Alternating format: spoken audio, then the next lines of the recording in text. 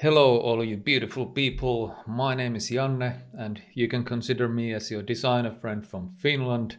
And today we're gonna talk about content. Ooh. So, everybody's producing content. It's a fancy word, it's a big word, it means a lot of things to a lot of people.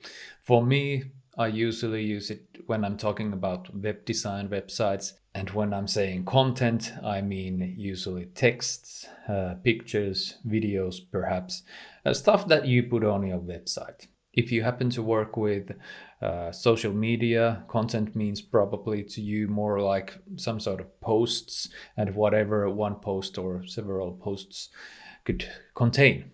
Sometimes I feel like the word has some package to it.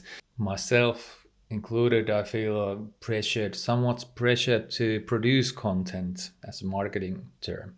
That said, if you're big on marketing, you probably have heard about inbound and content marketing, which means that you produce content to get noticed, to get your pages show up on Google results, and that way you get new customers and all that sort of things.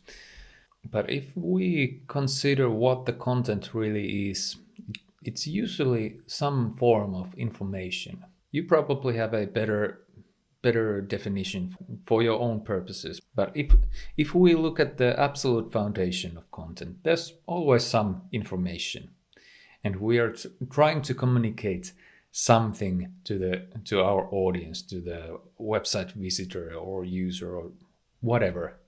For example, I'm trying to communicate this information to you. And in my profession as a web designer, the content or the information is probably the most important building block of the website. Of course, there's also these other things like design, layout, functionalities, that sort of things. But usually the visitor, the user, or the searcher is after some kind of information. That's the reason why he or she comes to our website. You can look at this the other way around. If we had just information, the website would be quite dull, quite boring.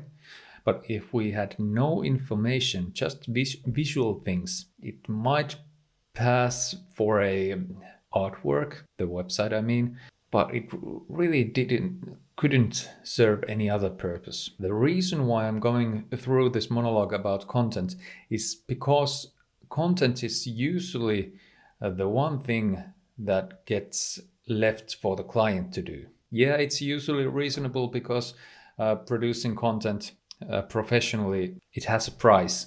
And if there's something the client can do by himself, it's content, it's texts, and maybe take a few pictures and so on.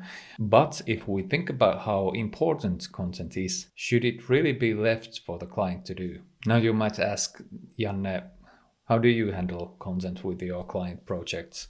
And the answer is in two ways. The first way is I outsource it. And in the second option, the client makes the texts, but I will help them with those. So I might do the design and put some texts to the design. Just some filler text, some headlines that actually are in a context of that project.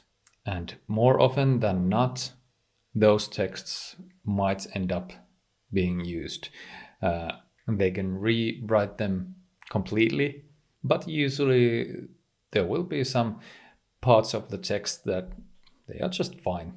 Of course, it's great to have some kind of professional writer to go through those texts. The reality is that in most cases, at least for my clients, the price is just too high. So we have to make the texts and the images good enough and continue from that. So that's about it. Hopefully you like this wandering, pondering monologue. It's absolutely great that you watched this video until the end.